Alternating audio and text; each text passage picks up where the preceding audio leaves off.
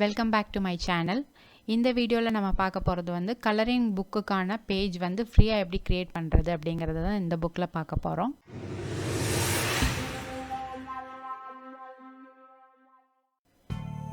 இப்போ வந்து ChatGPT open பண்ணியிருக்கேன். இதில் வந்து இந்த மாதிரி ஒரு ப்ராம்ப்ட் கொடுத்துருக்கேன். Give me 10 prompts for the colouring page.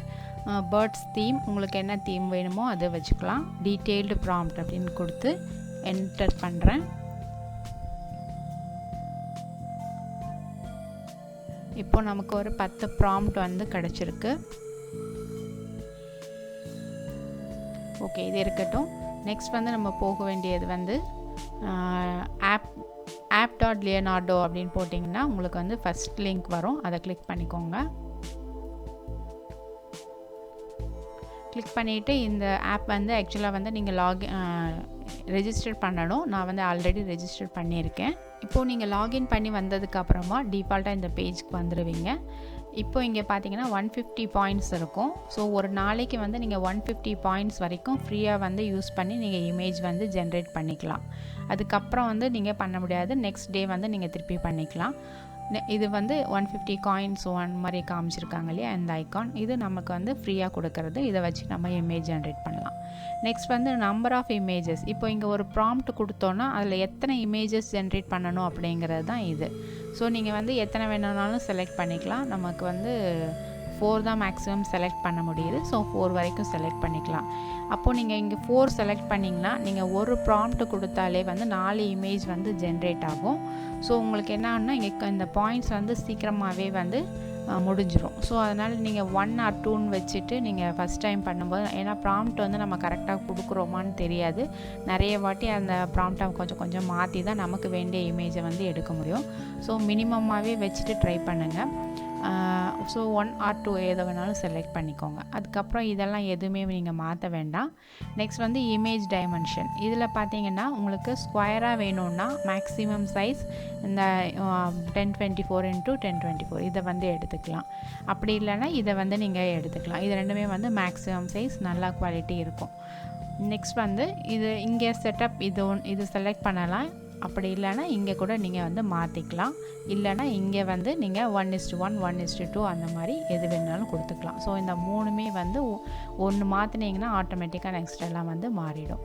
So இந்த பக்கம் செட்டிங்ஸ் இவ்வளோ தான். நெக்ஸ்ட் வந்து இங்கே பார்த்தீங்கன்னா இப்போது நம்ம வந்து இதில் நிறைய மாடல்ஸ் வந்து இருக்கும். இதில் பார்த்திங்கன்னா நிறைய மாடல்ஸ் இருக்கும். ஒவ்வொரு மாடல் நம்ம செலக்ட் பண்ணும்போதும் நம்ம க்ரியேட் பண்ணுற இமேஜ் வந்து வேறு மாதிரியாக இருக்கும்.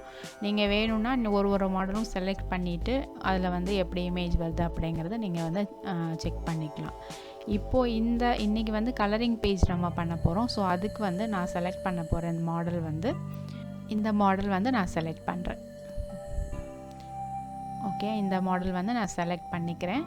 நெக்ஸ்ட் வந்து இங்கே வந்து ஸ்டைல் வந்து இதுவே இருக்கட்டும். நெக்ஸ்ட் வந்து இங்கே பார்த்தீங்கன்னா ஆட் எலிமெண்ட்ஸ் இருக்கும். அதை கிளிக் பண்ணிக்கோங்க. கிளிக் பண்ணிவிட்டு இங்கே பார்த்தீங்கன்னா நிறைய எலிமெண்ட்ஸ் வந்து உங்களுக்கு இருக்கும். ஸோ இதெல்லாம் வந்து இந்த மாடல் செலக்ட் பண்ணால் இதெல்லாம் வச்சு நீங்கள் இந்த மாதிரி இமேஜஸ் வந்து க்ரியேட் பண்ணலாம். டிஜிட்டல் பெயிண்டிங் மாதிரி இந்த மாதிரி க்ரியேட் பண்ணலாம். ஸோ நான் வந்து இப்போது வந்து கலரிங் புக்குன்னு இருக்கு இல்லையா, இதை வந்து செலக்ட் பண்ணிக்கிறேன். சப்போஸ் உங்களுக்கு இங்கே மேலே காமிக்கலைன்னா நீங்கள் இங்கே வந்து சர்ச் பண்ணிக்கலாம். கலரிங் புக்குன்னு சர்ச் பண்ணிங்கன்னா இது வந்து வந்துடும். ஸோ இதை வந்து எலிமெண்ட்ஸை வந்து நான் செலக்ட் பண்ணிக்கிறேன். கன்ஃபார்ம் கொடுத்துட்றேன். ஓகே, இப்போ வந்து இந்த எலிமெண்ட் செலக்ட் பண்ணியாச்சு. இந்த மாடலில் எடுத்திருக்கேன். ஓகே, இப்போ வந்து ப்ராம்ப்ட் வந்து நம்ம டைப் பண்ணிக்கலாம். இந்த ஃபஸ்ட் ப்ராம்ப்டை வந்து போட்டு பார்க்கலாம், எப்படி வருதுன்னு பார்க்கலாம். ஓகே, இப்போ இந்த ப்ராம்ப்டை வந்து நான் ஜென்ரேட் பண்ணேன்னா எனக்கு வந்து 7.7 டோக்கன்ஸ் வந்து இங்கே எனக்கு மைனஸ் ஆகும்.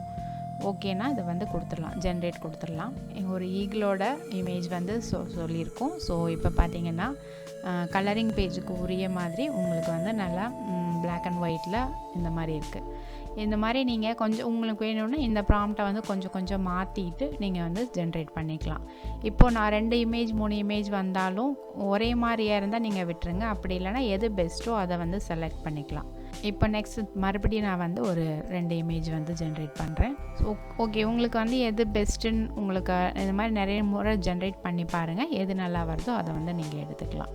இப்போது வந்து உங்களுக்கு எக்ஸாம்பிளுக்கு நான் இப்போ இதை எடுத்துக்கிறேன். இதை எடுத்துக்கிட்டு இதை நான் வந்து டவுன்லோட் பண்ணிக்கிறேன்.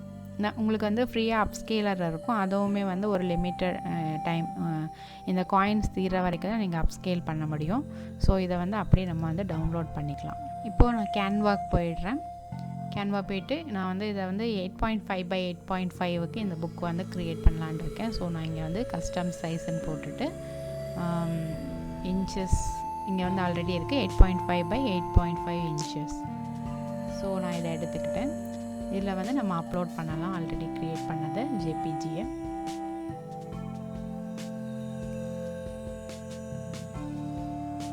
இதை வந்து ஃபுல்லாக இங்கே வச்சு ட்ராக் பண்ணிடலாம்.